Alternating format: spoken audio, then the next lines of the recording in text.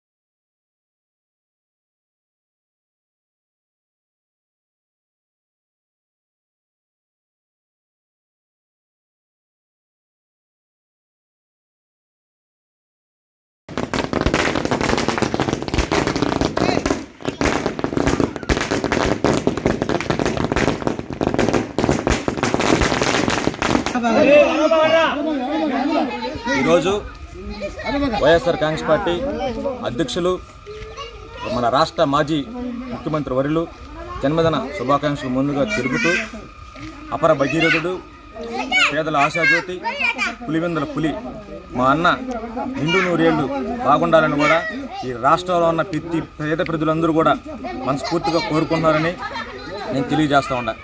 ఈరోజు మన రాష్ట్రంలో జరిగే పరిణామాలు కానీ ఏమైనా కానీ మన జగనన్న కానీ ఉంటే ప్రతి పేదవాడు బాగుపడును, ప్రతి పేదోళ్ళు ఆనందంగా సంతోషంగా ఉండును.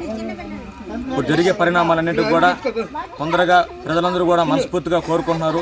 ఎప్పుడు జగనన్న వస్తాడా, ఎప్పుడు జగనన్న వస్తాడా, జగన్ ఎప్పుడు గెలుస్తాడా అని 1000 కళ్ళతో కూడా పేద ప్రజలందరూ కూడా చూస్తూ ఉన్నారు. అది త్వరలో కూడా మంచి రోజులు వస్తాయని కూడా నేను మనస్ఫూర్తిగా కోరుకుంటూ, జగనన్న నువ్వు నిండు నూరేళ్లు మనస్ఫూర్తిగా ఉండాలని మా కోరిక, మా ఆంక్ష. జై జగన్, జై జగన్, జై జగన్.